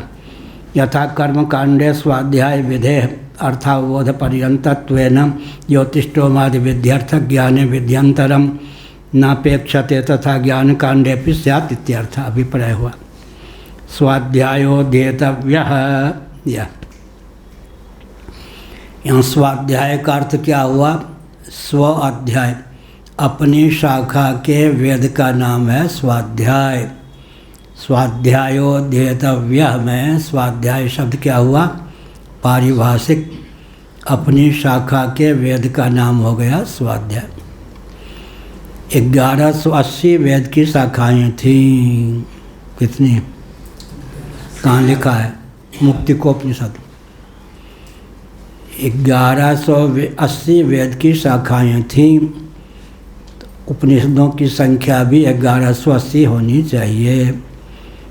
एक वेद की शाखा पर एक उपनिषद के अनुसार 1180 वेद की शाखाएँ थीं। 1180 उपनिषदें होनी चाहिए। महाभाष्यकार और ये सूत संहिता का अध्ययन कर, महाभाष्यकार माने अन्य ग्रंथों पर भाष्य लिखने वाले भाष्यकार, व्याकरण पर भाष्य लिखने वाले का नाम हो गया महाभाष्य। व्याकरण सबका मूल है या नहीं? तो व्याकरण पर जिन्होंने भाष्य लिखा उनका नाम हो गया महाभाष्यकार। अन्य ग्रंथों पर लिखा हो भाष्यकार, क्योंकि व्याकरण सबका मूल है। व्याकरण का अर्थ क्या होता है? विस्तार। बहुत बढ़िया। शब्द रूपावली और धातु रूपावली, शब्द और धातु, इनमें सबको समेट लिया या नहीं व्याकरण ने? शब्द और धातु, धातु माने क्रिया और शब्द माने, शब्द से द्रव्य गुण कर्म सामान्य विषय समवाय भाव में कितना ग्रहण हो जाएगा? कोई व्याकरण वाला विद्वान होता तो चकरा जाता। फिर शब्द रूपावली धातु रूपावली, दो ही रूपावली क्यों है? धातु से तो क्रिया हो गए, फिर शब्द का ग्रहण कितने अर्थ हुआ? तो वैशेषिक दर्शन के आधार पर विचार करेंगे। द्रव्य गुण कर्म सामान्य विषय समवाय भाव, सबका द्योतक हो गया ना शब्द। पुष्पा दीक्षित जी बहुत विदुषी हैं व्याकरण की। आजकल तो संभवतः जितने वही व्याकरण को जानने वाले हैं उनमें उनका मूर्धन स्थान है। अब आना जाना छोड़ दिया है ख्याति होने से। तो हमने एक बार पूछ दिया कि नदी पर्वत इत्यादि संबोधन में क्यों चलता है? तो चौंक गई, हे कह के चलता है ना। इसका अर्थ है कि व्याकरण के विद्वानों को, वैयाकरणों को चेतन का विवर्त ही जगत मान्य। नदी पर्वत इत्यादि चेतना शून्य जो वस्तु, कोई भी कंबल मान लीजिए, कमंडल मान लीजिए, पात्र मान लीजिए, संबोधन में इनका रूप तो नहीं चलना चाहिए, पर चलता क्यों है? तो व्याकरण के अनुसार भी चेतन का विवर्त ही जगत है, अर्थात जड़ता का ब्रह्म ही है। ये हुआ या नहीं? और व्याकरण के अनुसार भी क्या बोलेंगे? जनि कर्तु प्रकृति ही, सूत्र जनि कर्तु प्रकृति, कर्तु भी है प्रकृति भी है, अर्थात अभिन्न निमित्तोपादान कारण। व्याकरण जो है वेदांत के बहुत सन्निकट है, क्योंकि वहाँ एक ही तत्व निमित्त कारण भी है, उपादान कारण भी है। यह हुआ व्याकरण का। जनि कर्तु प्रकृति, प्रकृति शब्द का अर्थ क्या होता है? उपादान। प्रकृति माने उपादान। तो उपादान शब्द वेदांती जब कहेंगे प्रकृति, तब उसका ज्ञान क्या होगा? प्रकृतिश्च प्रतिज्ञा दृष्टान्तानुपरोधात्, ब्रह्मसूत्र। प्रकृतिश्च प्रतिज्ञा दृष्टान्तानुपरोधात्, ब्रह्मसूत्र। यहाँ प्रकृति का अर्थ हुआ प्रकृतिश्च, निमित्त ही नहीं बल्कि उपादान कारण भी ब्रह्म है। तो वेदांतियों के यहाँ प्रकृति का अर्थ क्या हो गया? ब्रह्म। और प्रकृति का अर्थ हो गया त्रिगुण की साम्यावस्था भी, माया भी। तो दो दो उपादान हो गए। परिणामोपादान का नाम है माया, विवर्तोपादान का नाम है ब्रह्म। हमारे यहाँ दो दो उपादान, परिणामोपादान प्रधान को मानते हैं, प्रकृति को मानते हैं, अव्यक्त को मानते हैं, और विवर्तोपादान ब्रह्म को मानते हैं। अब एक ही उपादान से काम चलता, दो उपादान मानने पे कौन सा दोष प्राप्त हुआ? गौरव। हिंदी में कहेंगे गौरव, गौरवान्वित हूँ बढ़िया प्रशंसा का अर्थ हुआ। और ग्रंथों में अगर गौरव आ गया, लाघव, अति लाघव उठाए धनुलीना, वहाँ प्रशंसावाचक है या नहीं? अति लाघव उठाए धनुलीना, लाघव और गौरव, गौरव दोष हो गया यहाँ। और हिंदी में कहेंगे गौरवान्वित हैं, या संस्कृत में तो गुण हो गया। गौरव का अर्थ क्या हुआ? एक से काम चले तो दो शब्द का प्रयोग मत करो। एक शब्द बोलने से काम चले तो दो का प्रयोग मत करो। एक वाक्य बोलने से काम चले तो दो वाक्य मत बोलो। इसलिए अगर कोई पर्याय ढंग का शब्द आ जाता है तो लिखना पड़ता है भाष्यकारों को, स्पष्टीकरण के अभिप्राय से यह शब्द है। इतना संयम, क्या बोलने में कितना संयम चाहिए? अव्याप्ति दोष ना हो, अतिव्याप्ति दोष ना हो, असंभव दोष ना हो, गौरव नामक दोष ना हो। गौरव माने एक शब्द से काम चले दो शब्द मत बोलो, एक वाक्य से काम चले दूसरा वाक्य मत बोलो, इतना वाणी पर नियंत्रण, अतिव्याप्ति अव्याप्ति असंभव दोष से रहित हो। जिनको इन सब का ज्ञान नहीं है, बेखटके घंटों बोलते हैं, उनको लगता कितना बढ़िया बोल रहे हैं। अगर शास्त्र की दृष्टि से देखा जाए तो 2 वाक्य भी ठीक से बोलना बहुत कठिन है। इसलिए महाभारत में क्या लिखा, अत्यंत निपुण व्यक्ति को भी कम बोलना चाहिए। ज़्यादा बोलेगा तो कहीं न कहीं अतिव्याप्ति अव्याप्ति असंभव दोष हो ही जाएगा। अब कोई अधिक भी बोले और कोई अतिव्याप्ति अव्याप्ति असंभव दोष ना हो, इसका न उसका अभ्यास बहुत है। बिना अभ्यास के 10 वाक्य भी ठीक से बोलना, 2 वाक्य भी गलत, संभव नहीं। विधि मंत्रेण वाक्यार्थ ज्ञान, इसका अर्थ नहीं है कि बोलना ही बंद कर दे। बच्चा नहीं बोलेगा तो आगे गूंगा ही रह जाएगा, वेदांता हो गया।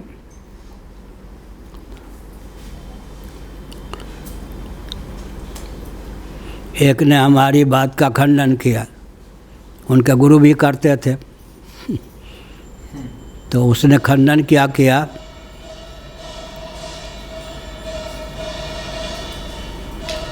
हिंदू राष्ट्र की आवश्यकता नहीं।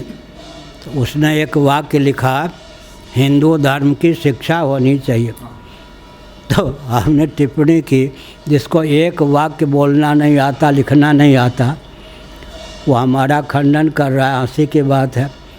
अब हिंदू धर्म की शिक्षा होगी तो हिंदू राष्ट्र बनेगा या नहीं? और मौन हो गया। बार बार बोलना बहुत कठिन है, एक वाक्य भी ठीक से बोलना।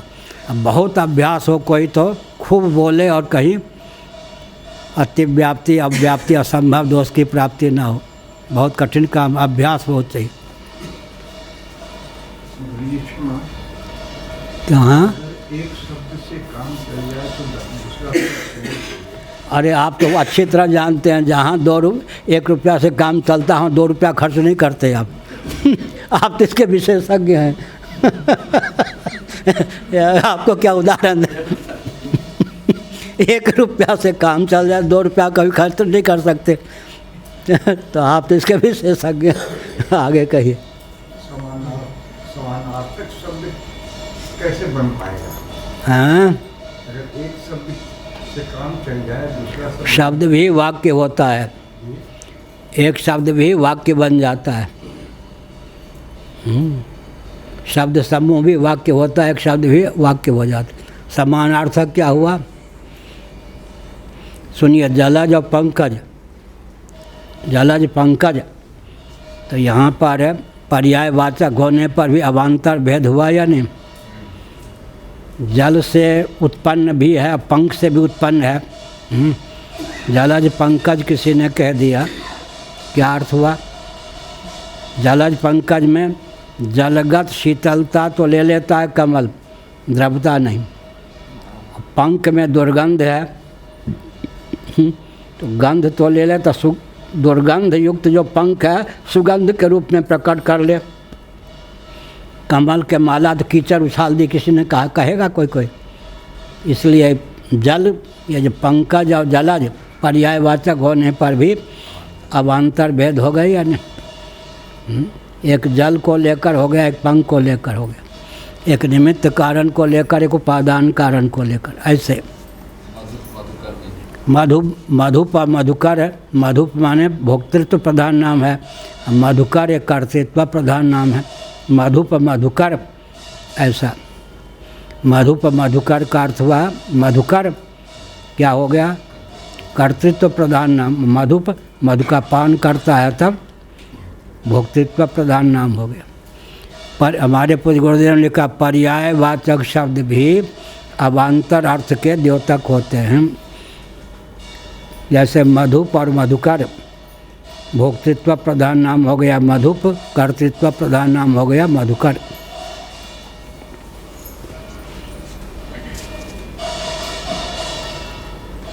यथा कर्मकांडे स्वाध्याय विधे अर्थाबोध पर्यंतत्वेन ज्योतिष्ठोमादि विध्यर्थ ज्ञाने विध्यंतरम नापेक्षते तथा कर्मकांडेपि स्यात् इत्यर्थः।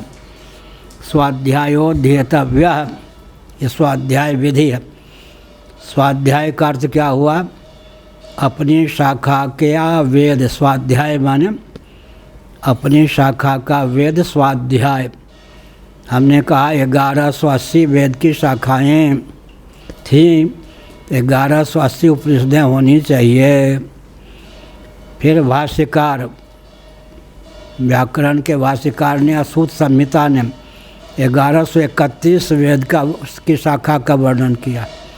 मुक्तिकोपनिषद में 1180 का नाम है और भाष्य में असूत संहिता में 1131।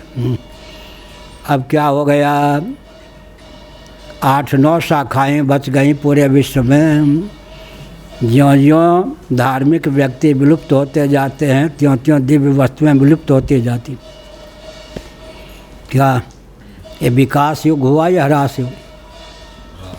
महायंत्रों का जितना विकास होगा उतना ह्रास युग होगा।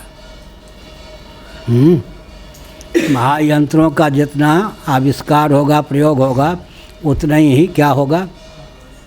ह्रास युग होगा। मनुष्यों की प्रज्ञा शक्ति, प्राण शक्ति को महायंत्र ने क्या क्षीण किया या नहीं?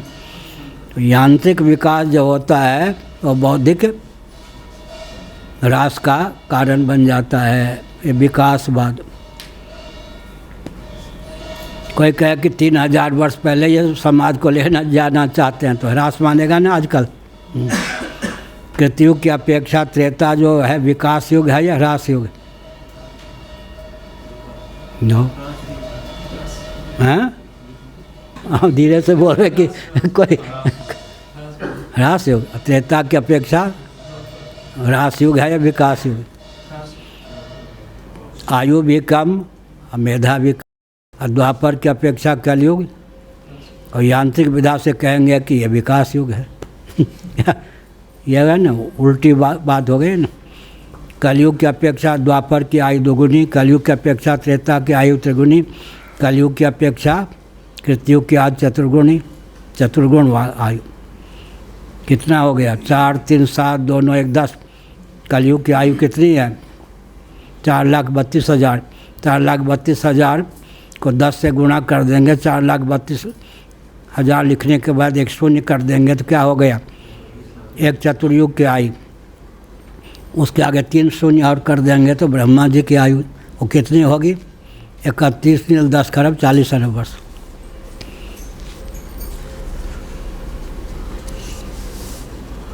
यथा कर्मकांडे स्वाध्याय विधेय। कर्मकांड में स्वाध्यायो ध्येतव्य। अपनी शाखा के वेद का अध्ययन करना चाहिए, स्वाध्याय विधि है। अर्थावबोध पर्यंतत्वेन, इसका मतलब है कोई क्या हुआ? स्वाध्याय का अर्थ क्या हुआ? केवल वेद को विधिवत याद कर लिया? कहते नहीं, अर्थावबोध पर्यंतेन, अर्थ ज्ञान भी करे। लेकिन नारद जी ने क्या कहा? सोहम भगवत सोचामि मंत्रविद न तो अर्थविद। अर्थ ज्ञान हो जाने पर भी क्या नारद जी को वेदादि शास्त्रों का अर्थ का ज्ञान था या नहीं? उन्होंने क्या कहा? छांदोग्य उपनिषद सनत कुमार जी से, मंत्रविद हूँ, अर्थविद नहीं। तो वेदव्यास ये कौन? नारद जी गणानांतो आदि का अर्थ नहीं जानते थे क्या? फिर इन्होंने क्यों कहा मंत्रविद हूँ, अर्थविद? तात्पर्य का बोध नहीं हुआ। वेद मंत्रों का अर्थ जानने पर भी सर्वे वेदा यत्पद मामनन्ति वेदैश्च सर्वैरहमेव वेद्यः। जब तक तात्पर्य का बोध ना हो तब तक अर्थवेत्ता भी अर्थवेत्ता नहीं माना जाता। तो उसके फलबल कल्प सोहम भगवत सोचामि। अब वो 2 चीज़ है। गीता में अर्जुन निरीक्षण नहीं कर पाए, आत्मनिरीक्षण। भगवान को कहना पड़ा, अशोच्यानन शोचस्तम प्रज्ञावादाम से भाषसे। बुद्धिमानों की तरह तुम बात करते हो, लेकिन जिनके लिए शोक नहीं करना चाहिए तुम शोक करते हो। और नारद जी ने स्वयं कह दिया, अगर मुझे शास्त्रों का विधिवत ज्ञान होता, अर्थात शास्त्र में जिन तत्वों का वर्णन है उसकी निष्ठा प्राप्त होती, तो मैं शोक नहीं करता। फल बल कल्प है कि मैं मंत्रवेत्ता हूँ, अर्थवेत्ता नहीं। अर्थ का अर्थ वहाँ पर क्या हुआ? नारद जी को क्या वेद भाषा लिखने की क्षमता नहीं थी? तात्पर्य, वेदों का जो तात्पर्य है वह मेरे अभी विदित नहीं, अर्थात अपरोक्षानुभूति नहीं है। जब तक अपरोक्षानुभूति ना हो तब तक अर्थवित भी अर्थवित नहीं माना जाता।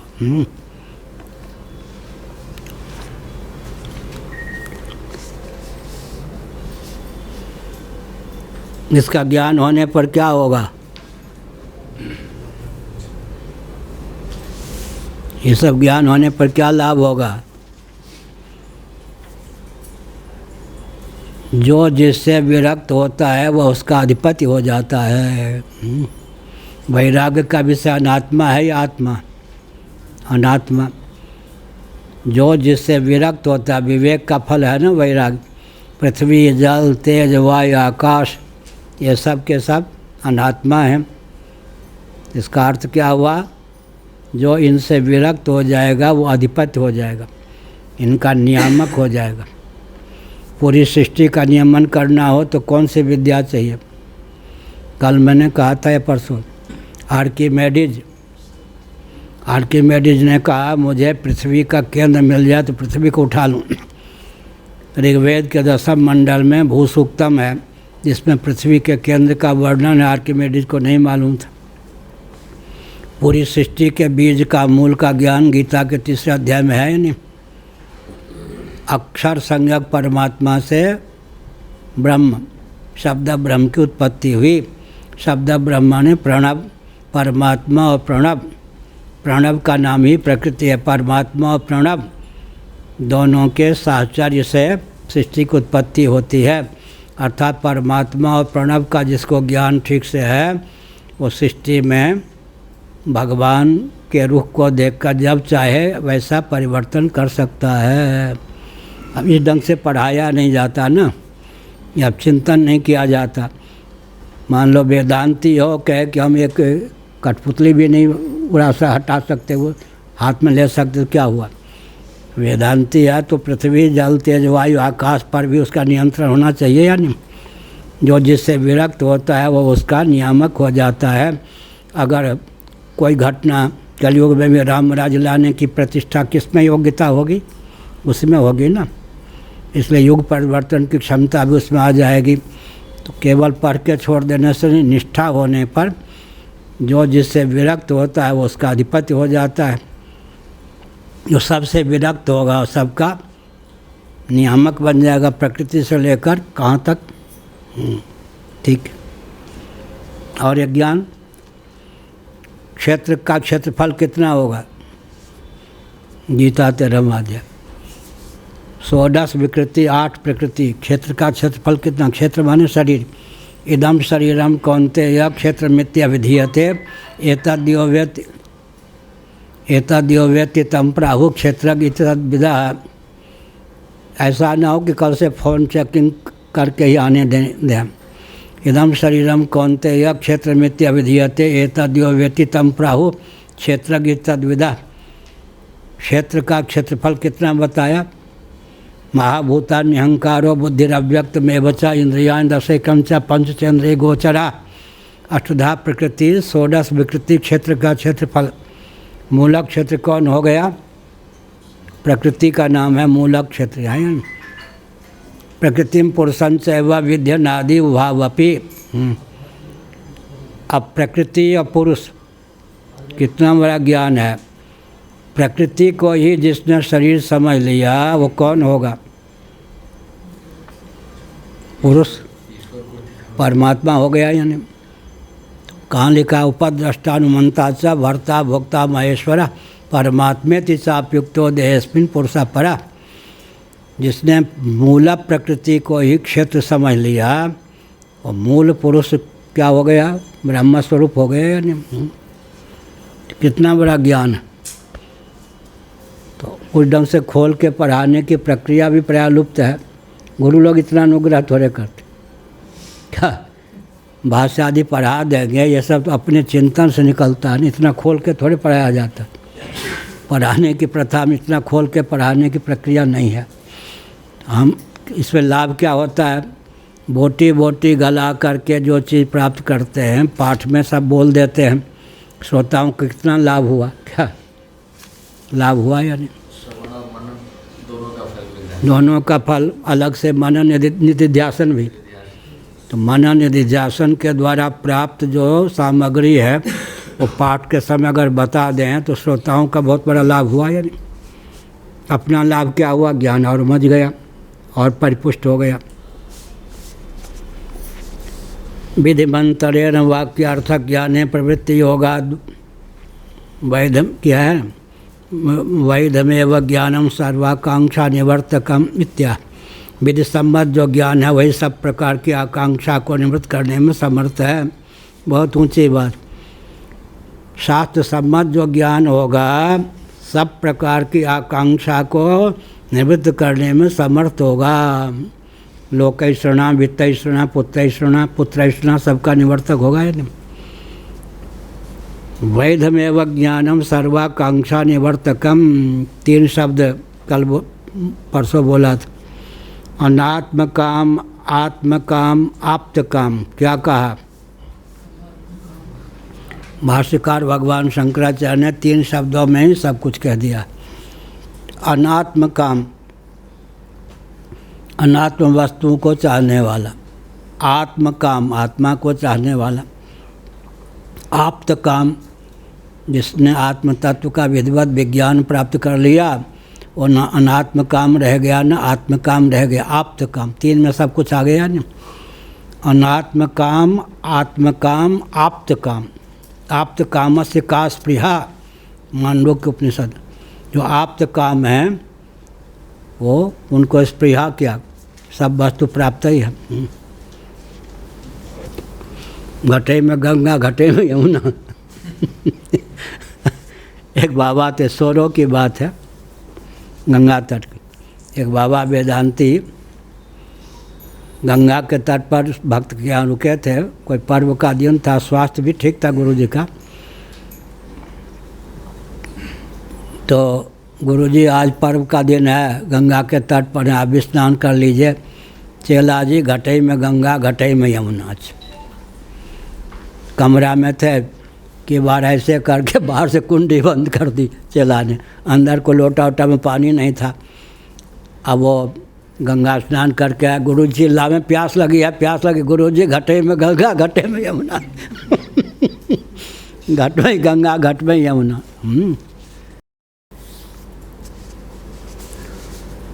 यही हुआ, बहुत बढ़िया लिखा। प्रवृत्ति वैध मेव ज्ञानम सर्वाकांक्षा निवर्तकम।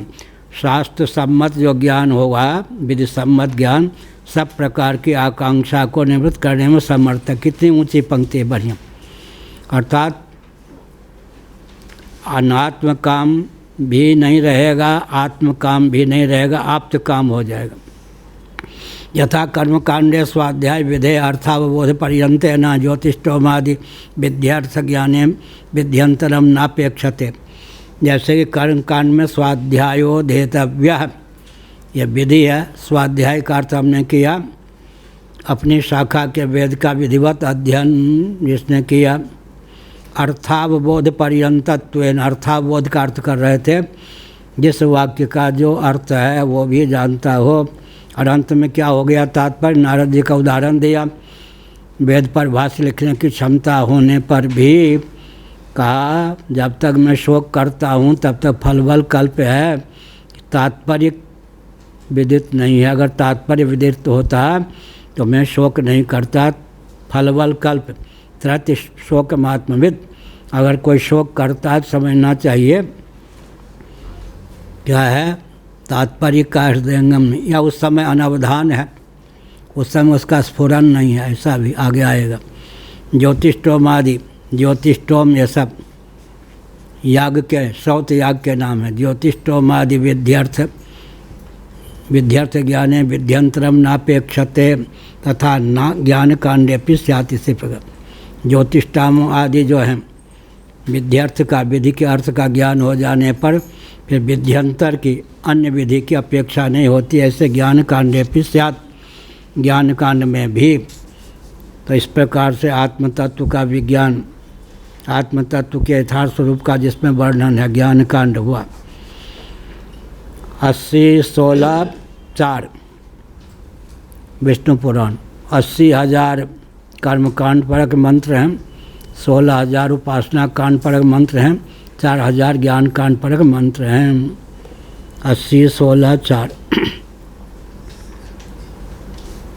4% कर्मकांड ज्ञान कांड परक मंत्र। उन 4% में भी फिर 4 वाक्य, महावाक्य। 4 वाक्यों में भी फिर क्या हो गया? एक शब्द प्रणव।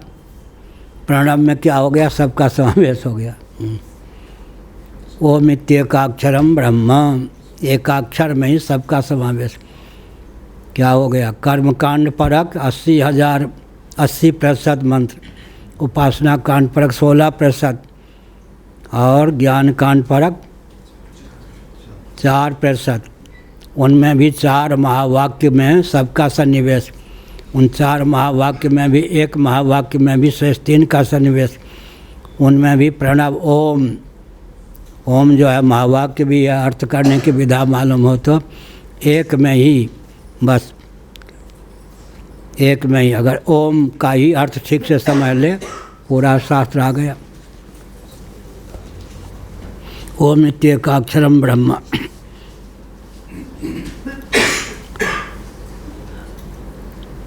तत्रापि वेद कृष्णोऽवधि गंतव्य इति विध्यंतर प्रयुक्तमेव वाक्यार्थ ज्ञान मिथ्याशंक्या विध्यंतरेति। लेकिन कृष्ण माने अपनी शाखा का ही नहीं बल्कि समग्र वेद का अध्ययन करना चाहिए। श्रुत 7 में सार्था टिप्पणी, क्योंकि अर्थ के सहित, केवल मंत्र का पाठ कर लेने से काम नहीं चलेगा, अर्थ के साथ। तत्रापि वेद कृष्ण माने संपूर्ण अधिगंतव्य इति विध्यंतर प्रयुक्तमेव वाक्यार्थ ज्ञानम इत्याशंक्या विध्यंतरे। भगवान भाष्यकार ने विधिरवगम्यते विध्यंतर प्रयुक्तो च अनवस्था दोष मेवोचाम न चैक एकमेवा द्वितीयम ब्रह्म इत्यादि वाक्येषु विधि अवगम्यते।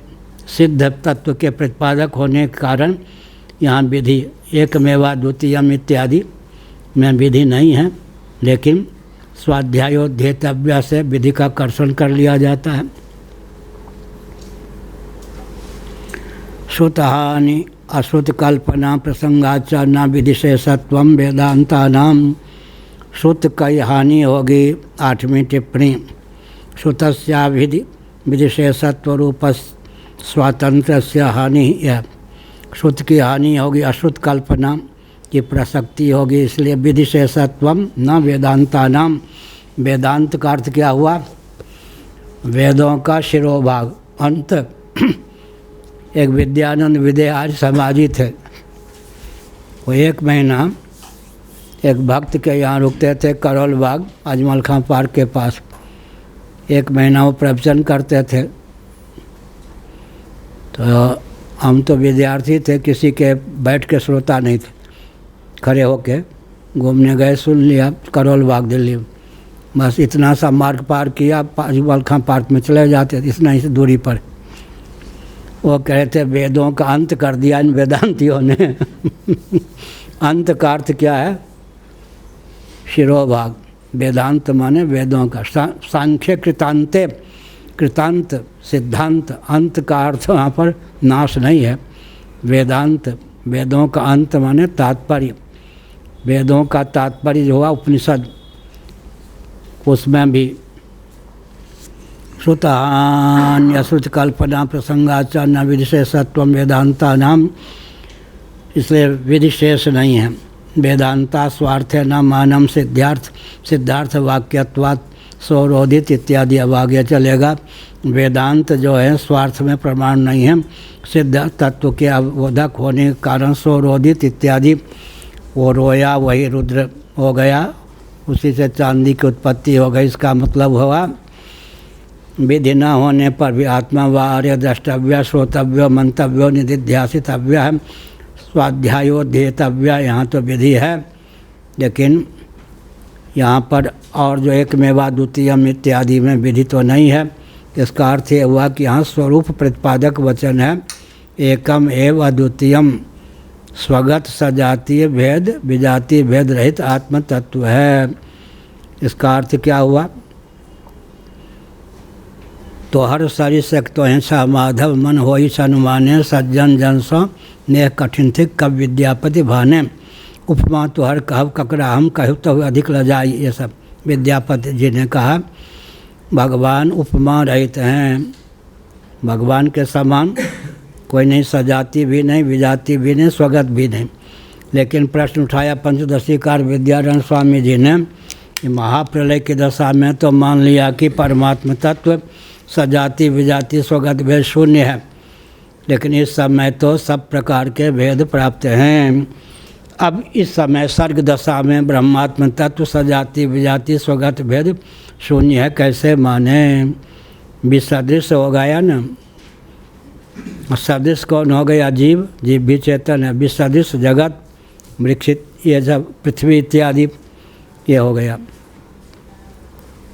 तो इसका उत्तर हुआ सब कुछ होने पर भी कुछ नहीं। जगत और जीव जो हैं और ईश्वर भी ब्रह्म में भेद के आधायक नहीं हैं। क्या? जगत जीव और जगदीश्वर भी ब्रह्म में भेद के आधायक नहीं हैं। या सजाती भेद की प्राप्ति जीवों को लेकर नहीं, स्वगत भेद की प्राप्ति ईश्वर को लेकर नहीं, विजातीय भेद की प्राप्ति जगत को लेकर नहीं। सब कुछ होने पर भी कुछ नहीं। स्वगत भेद शून्य, सजातीय भेद शून्य, विजातीय भेद शून्य। ब्रह्म तत्व जो है सृष्टि काल में भी अद्वैत ही है। क्यों? पंचदशीकार विद्यारण्य स्वामी जी ने इस तथ्य को उद्भाषित किया कि कोई भी शक्ति होती है अपने आश्रय शक्तिमान या शक्त को अपनी विद्यमानता से सदुति करने में समर्थ नहीं होती। यहाँ तक कि कोटि कोटि क्रियाकलापों को लेकर भी अपने आश्रय शक्तिमान को सदुति करने में समर्थ नहीं होती। ये गंगाराम थे कहाँ? वृंदावन। बड़ा आज समाजी कुछ सनातनी धनी, बड़ा अहंकारी। तो वो बाहर बैठ के जब मैं पुरी में वृंदावन में आया, वो भाव भावेश्वर मंदिर में प्रवचन करता था। तो वो बाहर सुन रहे 70 प्रवचन सुना। उसको होता था कोई पुस्तक पढ़ के मैं सुनाता हूँ, अहंकार का अंदर नहीं आया। फिर किसी ने से कहा है पुस्तक कौन सी पुस्तक पढ़ के सुनाते वो नए जो आए? उन्होंने कहा पुस्तक नहीं सुनाते हैं, प्रवचन करते हैं। 70 प्रवचन हमने सुना, कितने प्रवचन तैयार होंगे? उसने सोचा होगा 4, 5, 10 बजे 70 प्रवचन सुन लिया, 70 घंटे और प्रवचन उनका हजारों कर सकते हैं। फिर धीरे धीरे वो प्रवचन बैठने लगा। अहंकार की मूर्ति। फिर कैसे बैठा मालूम? मैं यहाँ बैठूँ मेरी और एक करके पीठ करके, ऐसे ऐसे अहंकार ही सभी पाला पड़ा। तो हमने क्या संकेत किया? हमने ये संकेत किया कि सब कुछ हो जाने पर भी कोई भेद का आधार नहीं। पंचदशी में दिया कोई भी शक्ति होती है अपने आश्रय शक्तिमान को अपनी विद्यमानता से सदुति करने में समर्थ नहीं होती। जैसे मिट्टी में रहने वाली स्निग्धता नाम की शक्ति अपनी विद्यमानता से मिट्टी को सदुति करने में समर्थ नहीं होती, ऐसे घटाधिकारियों को लेकर भी मिट्टी में सद्वितीयत्व की प्राप्ति नहीं होती। शक्ति के कार्य और शक्ति को लेकर भी शक्ति या शक्तिमान सद्वितीय नहीं होता। ओम पूर्णमदः पूर्णमिदं पूर्णात् पूर्णमुदच्यते पूर्णस्य पूर्णमादाय पूर्णमेवावशिष्यते। ओम शांति शांति शांति ही। आज के पाठ में किन्हीं को कुछ प्रश्न हो तो कर सकते हैं, नहीं तो नहीं।